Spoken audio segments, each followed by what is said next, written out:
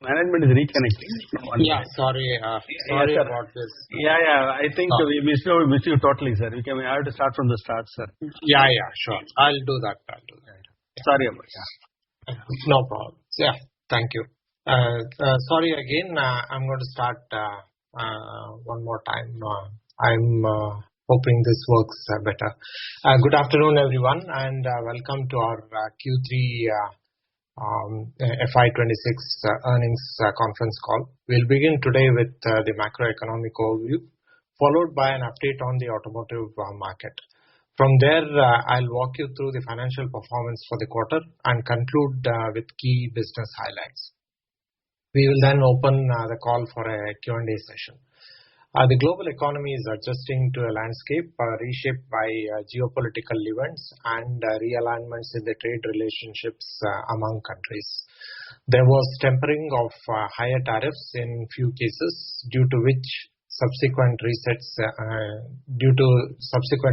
in deals. However, the overall business environment remains volatile. As per International Monetary Fund, the global growth is projected to slow down from 3.2% in 2025 to 3.1% in 2026. The closer home, the Indian economy continues to demonstrate powerful resilience and showcases higher growth compared to its peers. The IMF has revised upwards its estimate of India's GDP growth in the current financial year 2025-26 to 7.3% from its earlier prediction of 6.6%, attributed to resilient domestic demand and easing inflation. India also benefits from tailwinds to be gained from the now agreed FTA with the EU and the handshake on the trade deal with US and other regions, including Australia, UK and New Zealand. With the RBI maintaining a stable 5.25% repo rate, we see continued strength in domestic demand across the passenger and commercial vehicle segments, especially with the expectation of transmission of earlier rate cuts by RBI. The Union Budget 2026-27 presented earlier this month sends a strong and reassuring signal of policy continuity and intent for India's manufacturing-led growth, and is set to maintain the automotive industry's growth momentum through key measures like extension of basic customs duty exemptions on lithium-ion cell components for batteries, launch of the India Semiconductor Mission 2.0, support for mineral-rich states of Odisha, Kerala, Andhra Pradesh and Tamil Nadu to establish dedicated rare earth corridors to promote mining, processing, research and manufacturing, and continued investment in infrastructure, including a new freight corridor. Building on these supportive policy tailwinds, we are confident that the automotive and other supporting industries' growth outlook remains robust. Next slide, please. India's automotive production remained robust in the October-December quarter, driven by broad-based strength across passenger vehicles, two-wheelers and commercial segments as OEMs ramped up output to meet domestic and export demand. Higher festive demand, rural market recovery and improved supply chain conditions supported manufacturing activity across most vehicles categories. Production momentum was further bolstered by policy tailwinds, including GST rationalization, festive season, and new model launches. This productive phase highlighted the sector's resilience and manufacturing competitiveness through the third quarter. After a subdued start, the passenger vehicle market recovered sharply to finish 2025 on a strong note. This turnaround was driven by supportive government policies, including GST rationalization, the tax relief, which subsequently improved consumer sentiment and showroom traffic. SUVs spearheaded this recovery with demand spurred by attractive discounts and seasonal buying ahead of anticipated price hikes. The heavy commercial vehicle production recorded steady growth, driven by robust infrastructure demand, strong freight movement, and continued momentum from GST 2.0, festive demand, the government fleet orders, and ongoing road construction and mining activity. The bus segment showed notable traction, driven by school, intercity, institutional transport orders, alongside steady fleet additions by state and private operators. The outlook remains strong. The demand expected to be further bolstered by ongoing government capex and fleet replacement cycles. The LCV production remained robust, fueled by GST rationalization and a visible revival in demand following GST 2.0. The fleet continues to benefit significantly from growth of e-commerce, which drives high demand for last mile delivery and urban logistics. This positive momentum was sustained through the end of the year, reflected in rising fleet utilization and increased short-haul freight activity.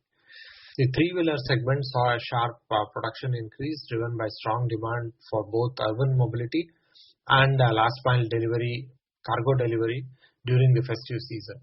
Supported by favorable government policies, OEMs ramped up production to meet this demand, allowing the segment to maintain healthy momentum through the end of the period. Tractor production showed strong momentum, supported by healthy Rabi sowing activity and carryover liquidity from a robust Kharif harvest, which improved farmer confidence and cash flows. Improved water availability and healthy reservoir levels further aided demand. Supportive government measures, including lower GST on tractors and state-level subsidies, enhanced affordability, while rising mechanization and steady non-agricultural demand from construction and haulage provided additional support. With positive rural sentiment, the tractor market remains well positioned to sustain its growth. The two-wheeler production was moderate in October as OEMs adjusted output following earlier inventory build-up. Production picked up in November and December as the manufacturer ramped up output to meet festive and pre-wedding or wedding season demand, a recovery that was supported by favorable GST reductions. Next slide, please. Looking ahead to fiscal year 2026, we anticipate a period of steady and robust growth for Indian automotive industry. The outlook is very positive as we expect three of the core segments, the passenger cars, tractors, and two-wheelers, to achieve all-time high production levels. This growth is broad-based, underpinned by strong economic fundamentals and supportive policies. In passenger vehicles, we expect record performance driven by improved affordability, thanks to easing interest rates and favorable GST reforms, which will stimulate strong consumer demand. The commercial vehicle segment is poised for healthy growth, fueled by sustained infrastructure spending and continued expansion of e-commerce logistics. We expect LCV sub-segment to be a standout performer, achieving its all-time high levels. The tractor business is also projected to hit a record, supported by strong rural sentiment, GST norms, and ongoing state subsidies. And finally, the two-wheeler segment is set to scale a new peak. This will be driven by powerful combination of improving rural sentiment, rising disposable incomes, improved affordability, and recent GST cuts and tax rebates for individuals earning up to 12 lakhs, boosting consumer confidence. Next slide, please. Now I'm going to go through the sector-wise sales performance. Quarter on quarter, the mobility business has shown 18.5% in October-December 2025 as compared to October-December 2024, driven mainly from the power solutions business, which grew by 19.5% mainly on account of growth in passenger cars and off-highway segments. The mobility aftermarket recorded a growth of 5.3% mainly on account of GST reforms, strong growth in OE segment, and growth across key product groups of diesel, wipers, and braking systems. The two-wheeler business grew by 58.3%, mainly on account of higher sale of exhaust gas sensors due to ramp-up for OBD2 norms implementation from 1st April 2025. The consumer goods business declined marginally by 3.1%. The mobility business has grown by 14.9% in April-December 2025 as compared to April-December 24, driven mainly from the power solutions business, which grew by 14.1% mainly on account of growth in commercial vehicles and off-highway segments. The mobility aftermarket business grew 4.8% mainly on account of sustained momentum across key product categories, including diesel, wipers, braking systems, and filters. This overall growth was further reinforced by robust momentum in the OE segment. As already seen in quarter-on-quarter growth, the two-wheeler business has grown significantly due to the ramp-up of exhaust sensors resulting from OBD2 norms implementation from April 1st, 2025. The consumer goods business grew by 2.8%. The growth is attributed to new launches in entry-level mid-price point segment, measuring tools, and outdoor garden equipments. Next slide, please. Quarter-on-quarter, revenue from operations in October-December 25 stood at 48,856 million INR, which grew by 9.4% over October-December 2024. The growth was driven mainly by higher sales in power solutions and two-wheeler power sports segments, as seen in the previous slide. Likewise, revenue for the period April-December 2025 grew by 9.8% over April-December 24 from 1,31,768 million INR to 1,44,690 million INR.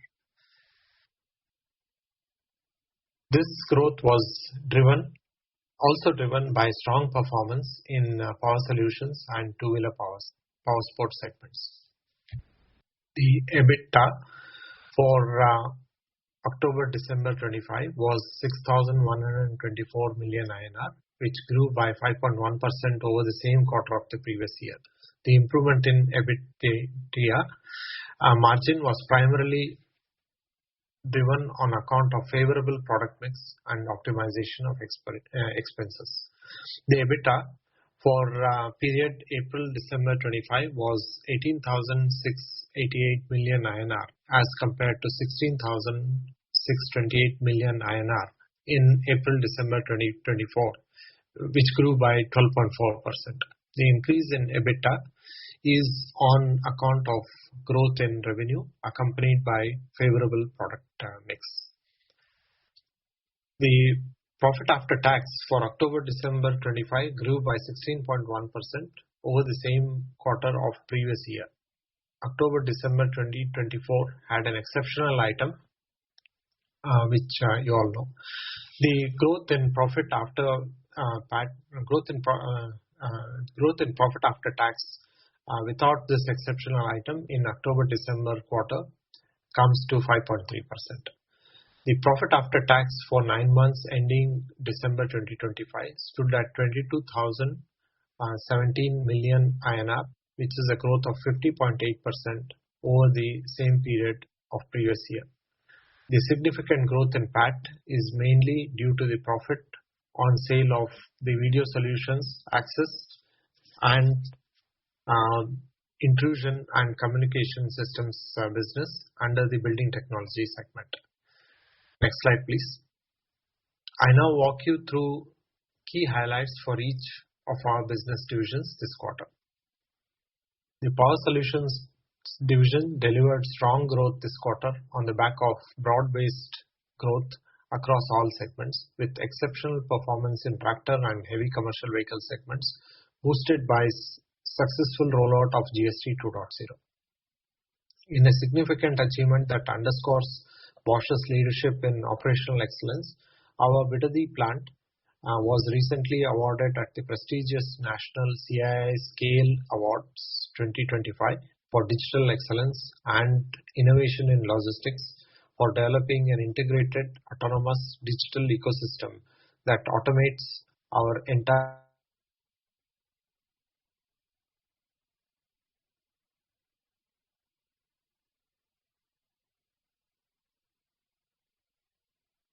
catastrophe, for developing low-cost solutions in productivity by improving overall equipment effectiveness in assembly lines and quality improvement by human error prevention to reduce internal and external complaints. Turning now to our two-wheeler and power sports, our strategy is centered on providing advanced technology that empowers our OEMs to enhance end-user experience. Our solutions truly shone this past year, playing a key role in the successful launch of new vehicles by several well-known two-wheeler OEMs. The launch of new TVS Apache RTX 300 powered by advanced Bosch systems marked a significant new chapter for the iconic Apache brand. In addition, we further demonstrated our role as a key technology partner with the launch of the Harley X440T, which deeply integrates Bosch powertrain and safety systems along with our high value-added features. These partnerships underscore the trust the major global brands place in our technology to deliver performance and safety.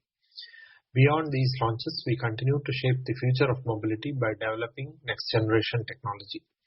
Building on successful production ramp-up of OBD2 requirements, 2025 became a landmark year for our mini-heated lambda sensors, allowing us to achieve new significant sales milestones for the product line.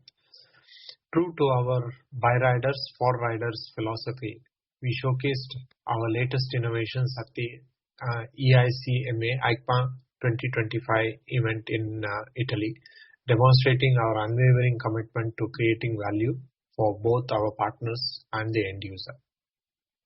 The mobility aftermarket began with a temporary sales impact from the GST 2.0 implementation in October, but we saw a strong rebound shortly thereafter. This recovery was supported by a synchronized upturn in the automotive sector, which was itself driven by festive seasonal demand, GST reduction, and improved consumer confidence. The primary driver of our performance was the original equipment or the OE/OES block, which effectively leveraged these favorable market conditions. In addition to the strong results in the OE block, we also saw healthy growth across other core product groups. Specifically, our diesel systems, wiper systems, and braking systems all contributed positively to the quarter's performance. For our Power Tools division, the past year was one of navigating a challenging market characterized by intense price pressure, particularly from competitors in China. This resulted in moderate growth for the division in both our quarterly and year-to-date results. However, on the product front, our cordless segment continued its impressive trajectory, achieving double-digit growth for the fourth successive year. In addition, successful new product launches were significant contributors to our overall sales performance. This product success is amplified by our market expansion efforts. We have significantly broadened our reach, expanding our dealer network to over 8,800 partners, which gives us a footprint of 25,000 retail points across more than 1,600 cities.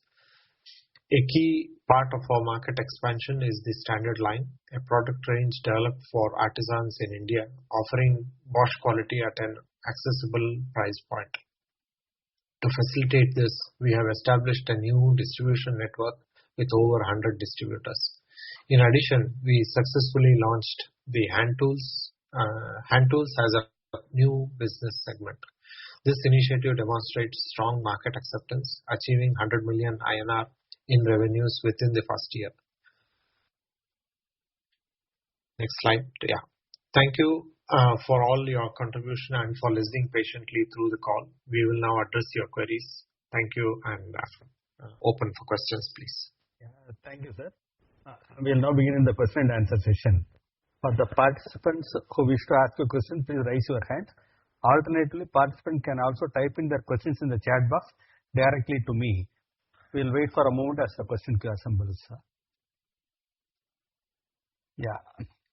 The first question is from Mr. Pramod Amte. Please unmute and ask your question. Yeah, thanks for taking my question. So the first question is with regard to the capex. You alluded saying that many of your user segment may hit historic high volumes. So in that context, are you re-looking at your capacities and also the capex requirement for the FY27-28? Okay. Karin, do you want to take that? Yes, it's my pleasure. Yes, you are of course fully right. In every cycle, or this is an ongoing process in our company, that we check the forwarding volumes predicted by the customers and by the market. We look at our technical capabilities and capacities, and then we adjust our investments in accordance. So, golden rule within Bosch. We all the time have some buffer left, and as soon as we drive into the buffer, we release the next capex for extension.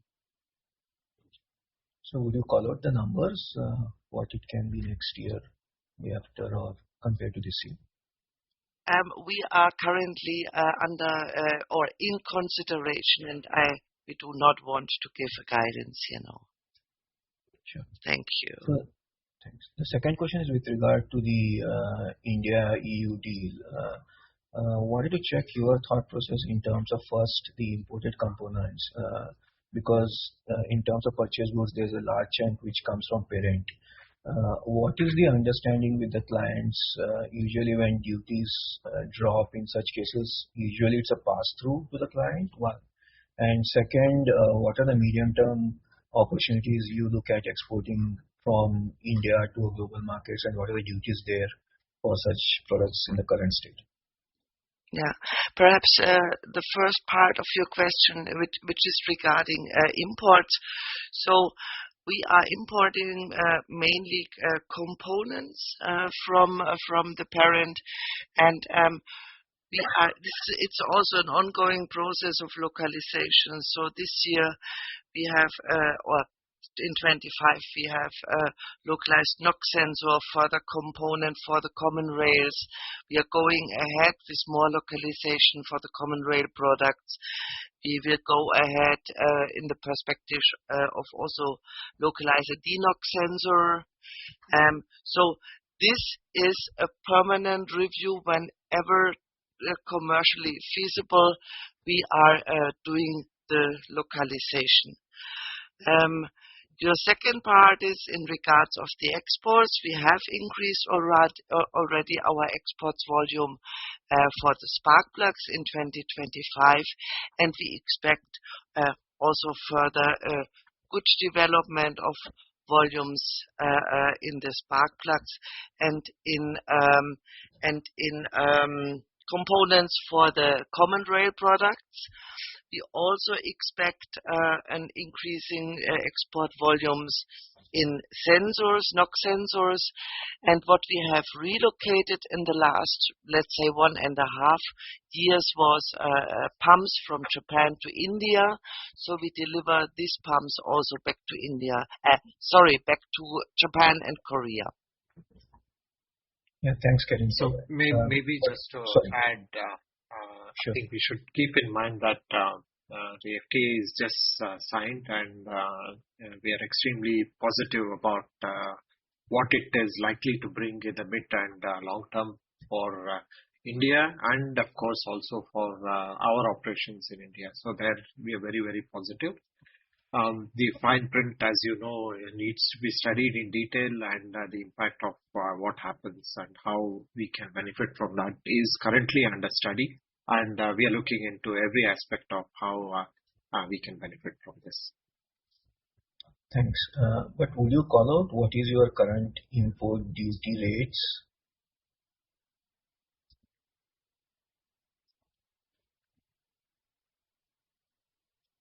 Do you have the numbers, Karin? I think we'll have to get back to you on that. Yes, exactly. Sure. Thanks and all the best. Thanks, Pramod. Mr. Mayur, you can unmute and ask your question. Good afternoon. Thank you for taking the questions. I hope I'm audible clearly. Yes, you are. I think. So actually, over the last couple of quarters now, we have, this is a question more on the profitability and margins. We have stabilized in the region of, around 13% plus minus. What I wanted to understand is, we are having a very strong tailwind across our portfolio. The CV industry is on an upcycle. The tractor is doing phenomenal. We have OBD2 on the two-wheelers. The passenger vehicle outlook is strong. Despite so much of operating leverage and despite localization, why is it that we are not seeing a movement on the margins, despite the growth coming and the narrative on the localization and other aspects? You want to take it? So I take this question. So if you look at the overall result for the last 3 years, then of course we had a tailwind with the growth, which helped us, but we also did a lot of cost improvement and localization. So you see the EBIT is or profit after tax is going up. So we are improving also the margins. Nevertheless, we also, of course, have to consider a certain product mix which the market demands, and therefore you sometimes see a growth, but please also consider that we have to look at the product mix itself. The second thing is, but this was for this quarter and was already mentioned, that we had already again a very strong quarter with a very good 10.5% EBIT, and we also did already the first provision for the new labor code. So therefore, product mix going forward, further localization, working on the costs or on the structural costs also together with the growth, we see a good margin development. So you believe that over the next 3 to 4 years, the margins should start picking up or should be meaningfully different as it directionally than compared to current margins? Well, I would not give a guidance for the next 3 and 4 years. I only can show you what we have delivered in the last 3 years, and then you can see in which cycles of margin improvement we are. So because it was quite for last almost 8 to 9 quarters. I'm talking of more from an EBITDA margin. I understand you talk about EBIT margin. From an more or less nothing much difference was coming. I understand 2 years we are comparing from around, there is a 100 basis point movement. But given the tailwinds which we have, I was just thinking that shouldn't the operating leverage also now play out over the last 3-4 quarters? Any specific product mix you want to call out which is lower than our average margins, just as a qualitative understanding, so that we are able to track the developments? So look, it is the margin is, of course, if new products are coming in, we are usually starting with, we first bring the finished goods into the market, then we start the assembly and testing.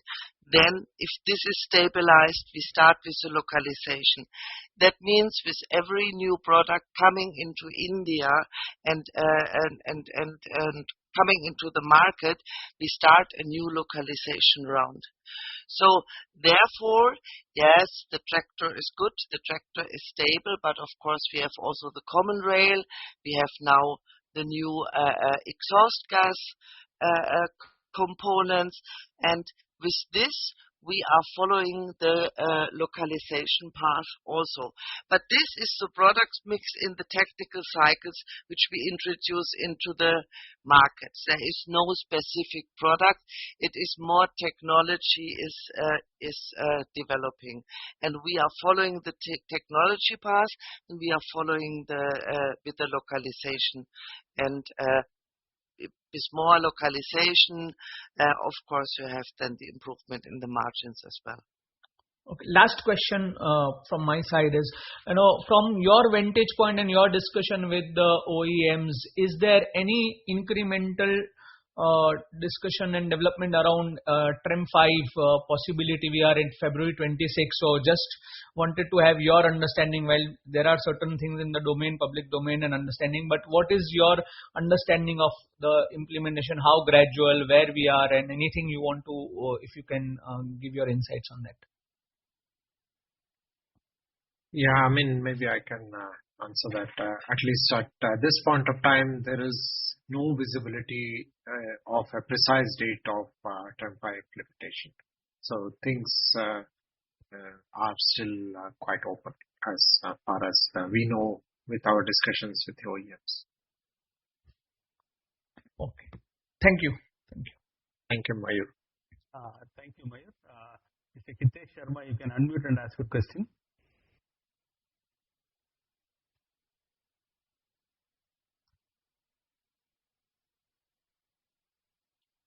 Mr. Hitesh Sharma? I don't know. Anyhow, we'll go to the next caller. Mr. Nikhil Rao, you can unmute and ask your question. Hello. Yeah. Can you hear me now? Yeah. Very good. I just wanted to check up what is the Bosch plan for the EV four-wheeler vehicles in India? What sort of the per car components you are targeting to supply? Okay, so maybe this is a very broad question, and this we need to distinguish also from the portfolio of Bosch Limited versus the portfolio of Bosch Group in general.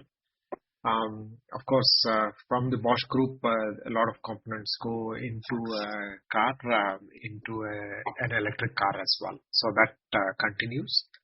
From the portfolio of Bosch Limited, we will strongly aim to bring in e-axles, and that would be the biggest component that comes into an electric vehicle. So we are in advanced discussions with several OEMs, and as we go forward in the coming quarters, we will let you know the exact nature of these things.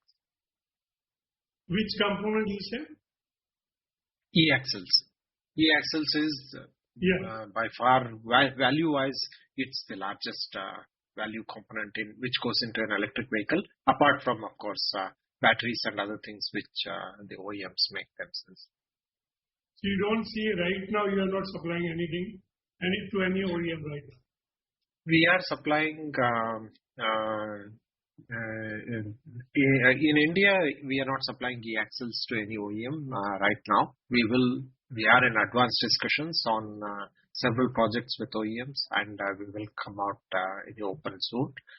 The other components we are supplying are chargers or DC-DC converters, power electronics basically. That's going from our electronics unit. Thank you.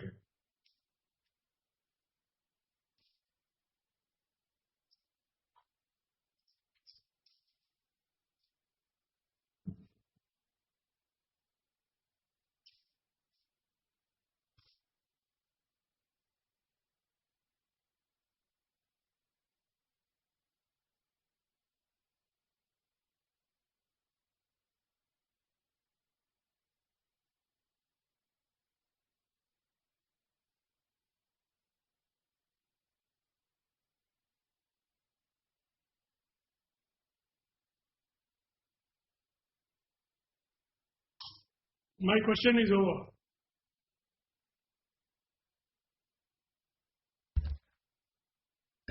Yeah, so can I go ahead? Yeah, please. Yeah.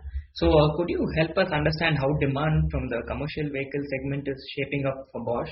And roughly how much of your CV offtake is currently driven by the replacement demand?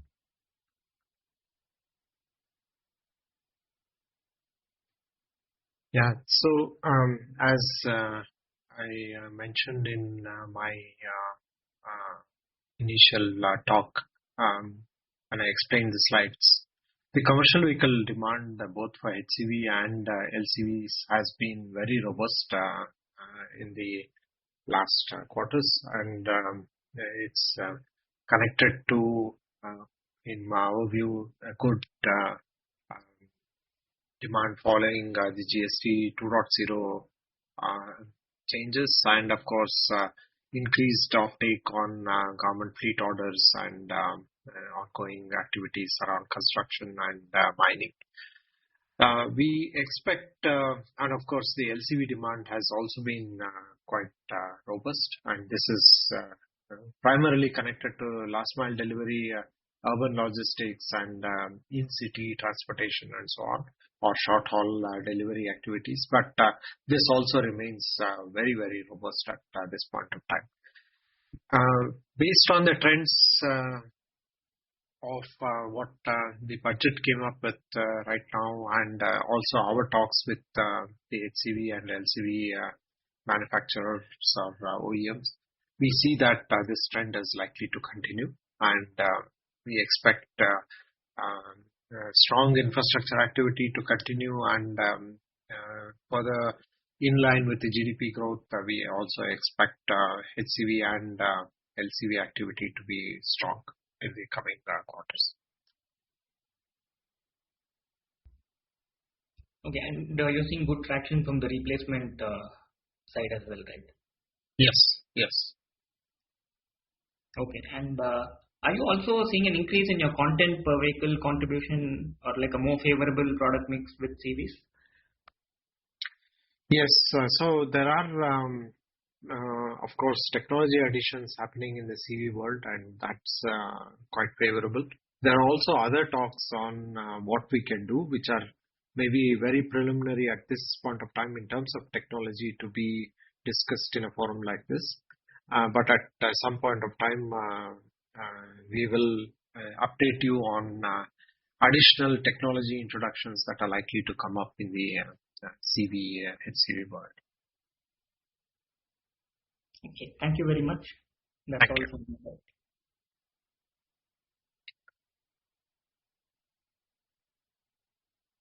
We're ready to take the next question. Mr. Himanshu Singh, can you please unmute yourself and go ahead?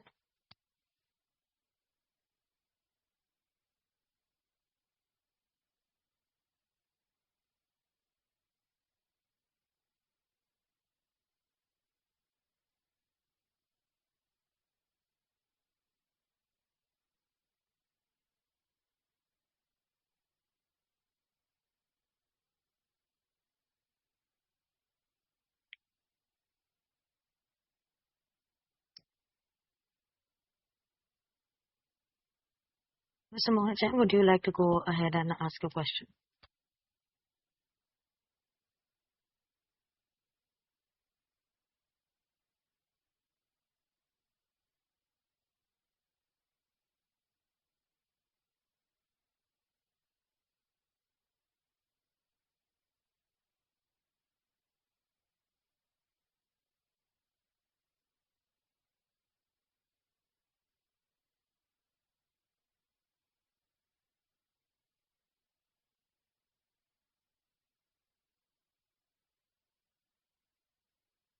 Hello?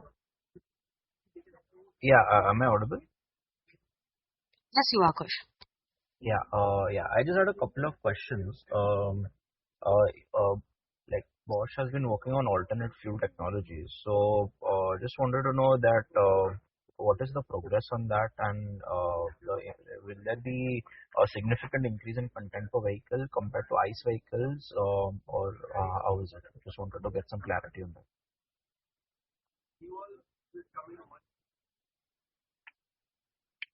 Yeah, so I mean, Bosch has a very wide portfolio options also for alternate fuels, flex fuels, and so on. We've been offering this all over the world, and of course, we also do that to our OEMs in India. The content per vehicle is not a major change in my view. You'll have to get the precise numbers, but it's not a very significant change. But the development, the support to the OEMs is always there in the Indian context. Understood, sir. Thanks for the clarity. My follow-up question would be, I think we had received some pilot order on hydrogen fuel engine. So what is the status on that, and is there any future potential for that? So on the hydrogen activity, we are working very closely with virtually every commercial vehicle and bus OEM in India. And as you've probably seen in the press or in media, there's a lot of vehicle testing activity that's currently ongoing. All OEMs are testing their engines, testing the vehicles for readiness. And this is the phase it is in. There are currently at least no known plans of rollout from any OEMs very specifically. It's most likely also connected to how the infrastructure on hydrogen comes up. And there are other stakeholders involved, other players involved, and we'll have to get more clarity. But I think all OEMs are working towards readiness of hydrogen vehicles from their side. And we are fully in touch with all of them, offering our technology and solutions, and working very closely with most of them. Just to add, if you can clarify, by when in India you expect that hydrogen engine will be commercially launched? It's maybe better to take this question in two parts.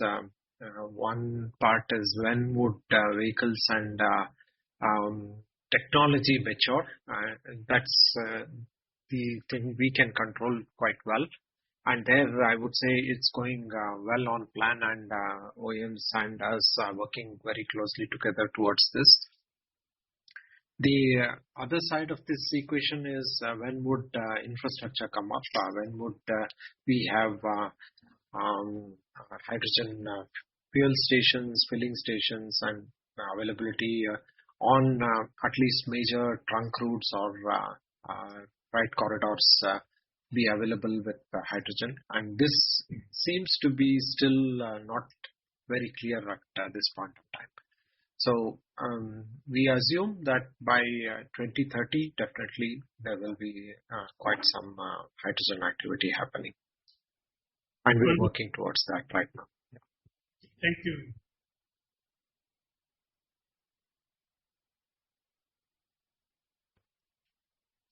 Thank you very much. Thank you. Yeah, thanks for that clarity. We just have one question from one participant, Himanshu Singh. So his question is: will the new trade deal make the material versus import math unfavorable for localization and might see some delays in localization? So if you can address that, please. Karin, you want to take that? Yes. What was the question? Can you repeat, please? Yeah, sure. The impact of localization, and if there is some delay in localization.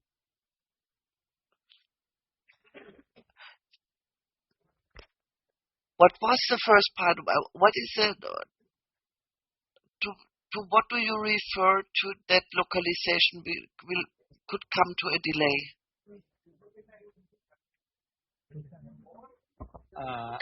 No, I assume he refers it to if, as a consequence of the FTA would. Of the FTA. Yeah, FTA. Yeah. Yes. Would there be a delay in localization because there is now an FTA and there is no motivation to do any localization here? Well, See, maybe I can start and Karin yeah, can give you some more specifics. The Bosch approach with or without FTA has always been to have localized production wherever the demand is, and our international production network always operates on that theme of producing in the region where it's relevant and where it's consumed. So that's how we operate around the world. And this has been the practice with or without the FTA.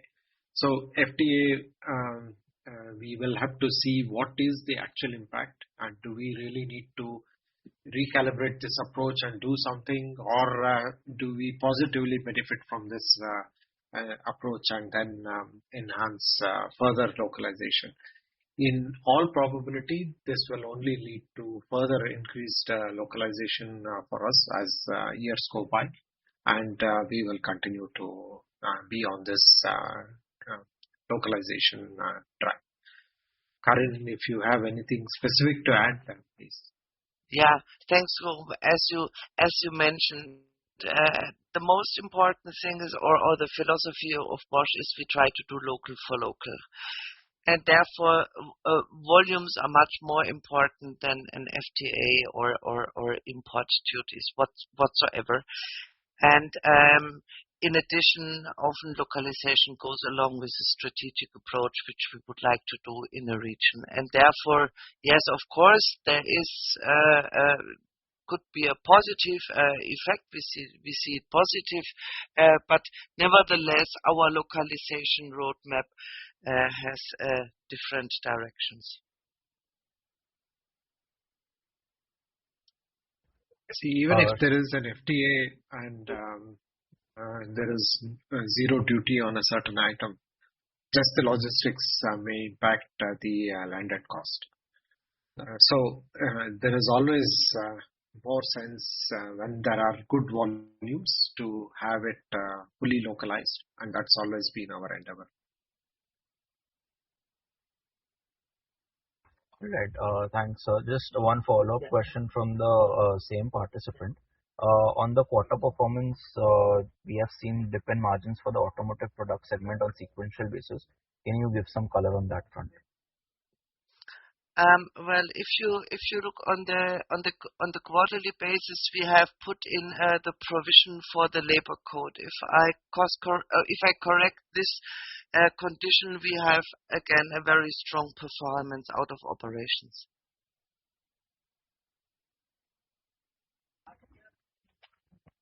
Sure. Going forward, the next question is from Darshan Bhandarkar from Banyan Tree. Darshan, you can unmute and ask your question.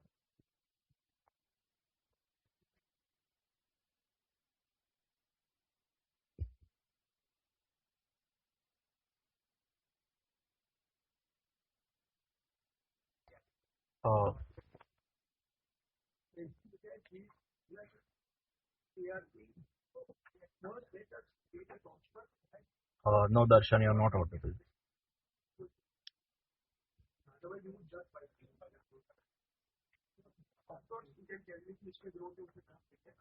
Okay, Darshan has put it in the chat box. His question is, why is the auto segment growth so much lower than CV, tractor and PV growth rate?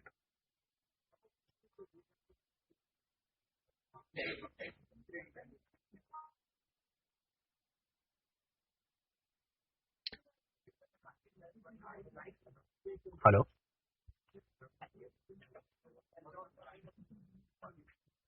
Am I audible? Yeah, Yes. you are. Who Yeah.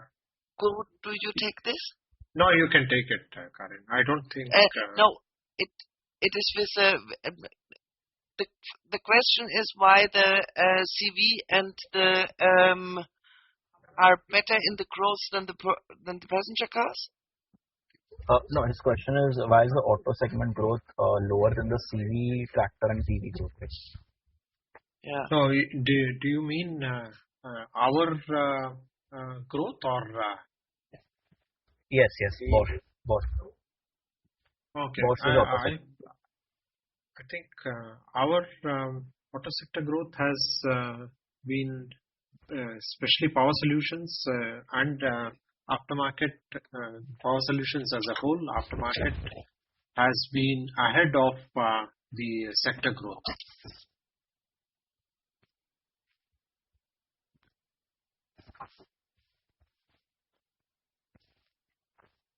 Okay, sure. The next question is from Gokul Maheshwari. You can, Gokul, you can unmute and ask your question.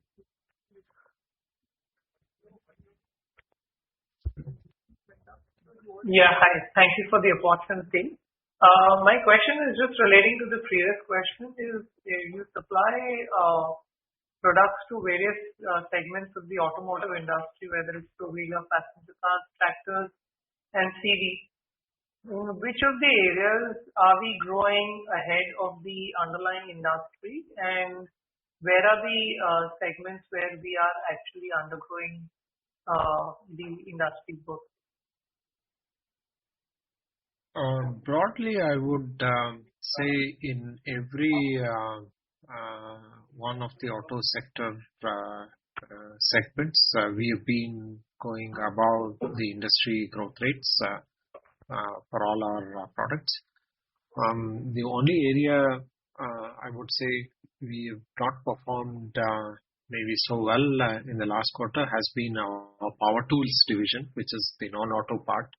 And there we know what corrective steps we need to take, and we are on it right now. But apart from that, CV, two-wheeler, passenger cars, all of them we are ahead of the segment growth. Great.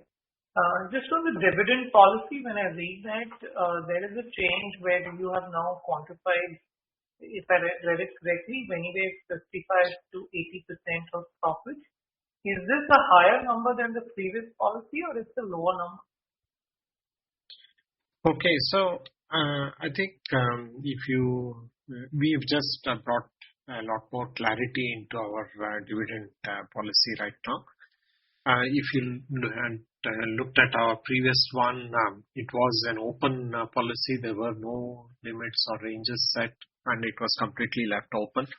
And the board discussed this and said it may be better to give it a clear view and therefore clear guidance on how this is going to work. And that's what we've endeavored to do. Of course, the final dividends, irrespective of this policy, can always lie with the board, and they take the final call on how this goes. Okay, fair. And lastly, could you comment on your export performance for this year? How is the quarter or the 9 months shaping up? Just a qualitative comment in terms of how do you see the outlook for the export? Well,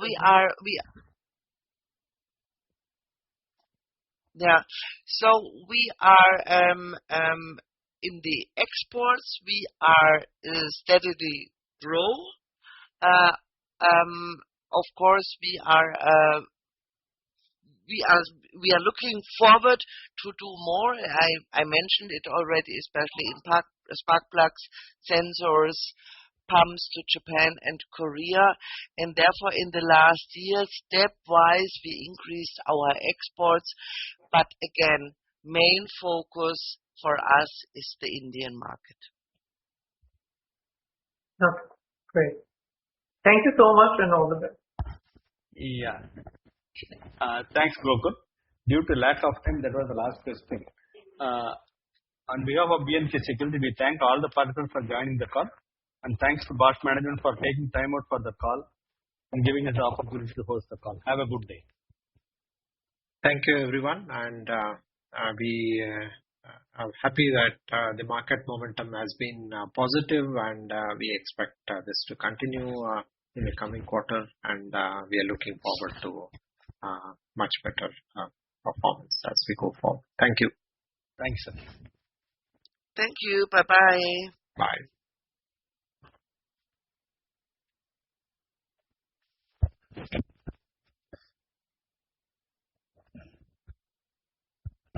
The recording I cannot close. Who had to close? I don't know. Yeah, 1 minute. I can close now. Yeah, I have closed. Yeah. So like that, now you can send this also to.